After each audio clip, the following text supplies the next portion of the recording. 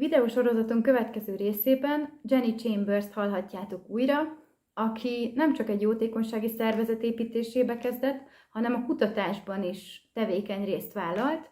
Hallgassátok meg kérlek ezt az izgalmas beszámolót arról, hogy 25 évvel ezelőtt körülbelül hogyan indult el a kutatás Angliában, és mennyi mindent köszönhetünk az Angliában indult kutatásnak.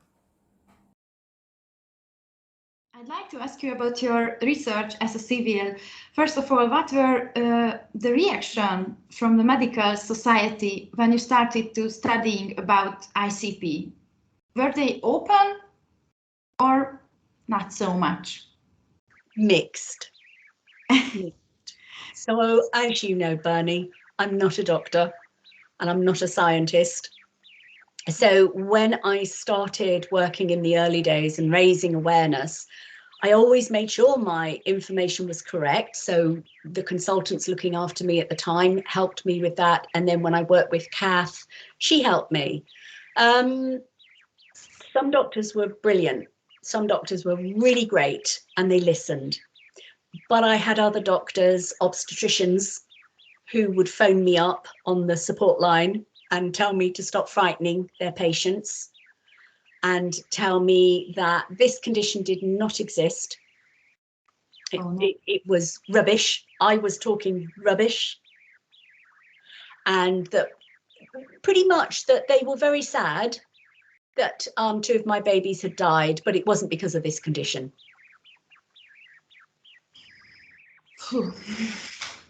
It's not so easy. And how did you start to cooperate with doctors?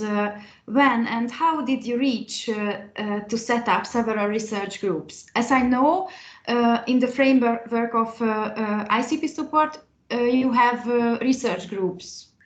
Well, we work with researchers, yes. Yes, we do. But the research groups are very much standalone research groups.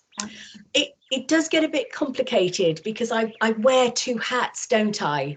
I wear the hat of the charity, my charity hat as a CEO, but then I wear my hat working in a research group.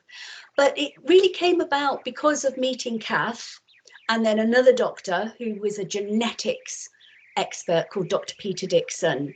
And then together, this small research group started with Kath running it, and then she's grown her research group and she's based in London.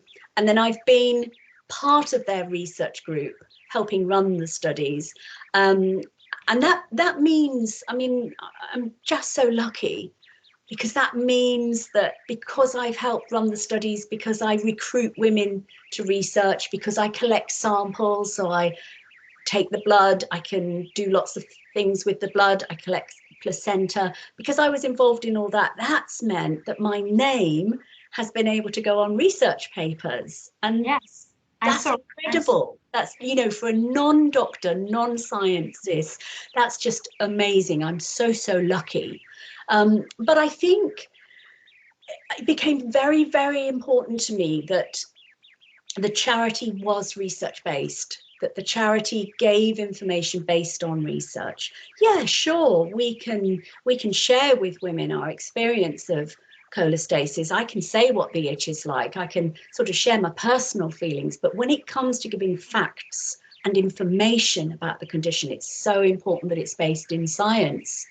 And then we help the researchers as well. So if they have an idea for a new study, we can go to the women who are in our Facebook groups and we can do surveys and we can tell them about the study and ask them what they think.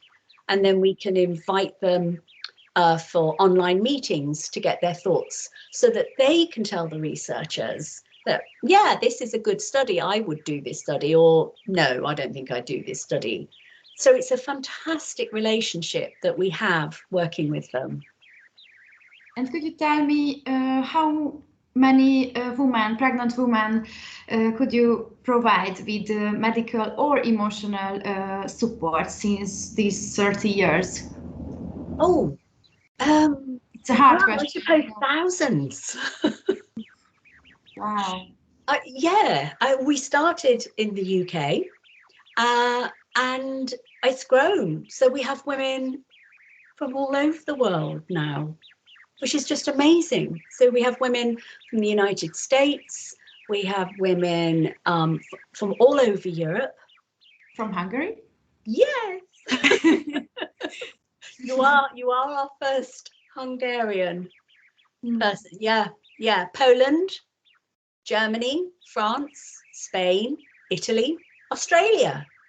Wow. China. Amazing. India. It's amazing. Yes. We really have gone worldwide. It's just so incredible. Yes. And how did you see at this distance of 30 years, do both doctors and pregnant women now have much more knowledge about this disease, or do you have now fights? Yes, women are so much better informed. Well, let's talk about, I would say, the UK definitely, the US, yes, it's getting there, and then there are little bits of Europe, and a lot depends on whether women are motivated to do something in their own countries like you have been, and that makes huge difference. Because I can't go to every single country and do what we've done here. But I think we can share the information, we can share the research, we can give them the research to take to their doctors. And I would say it's completely different from 30 years ago when I was first pregnant. No woman in the UK, she probably might not have reported the itching, but if she did, she would definitely have been told, as I was, that it's normal.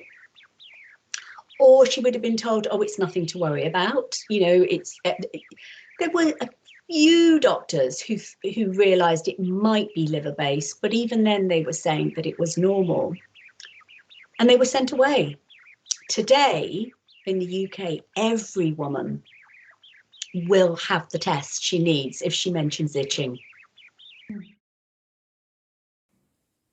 Nagyon köszönöm, hogy meghallgattátok ezt a részt, és kérlek, tartsatok velünk a következőkben is, mert nagyon izgalmas részek következnek.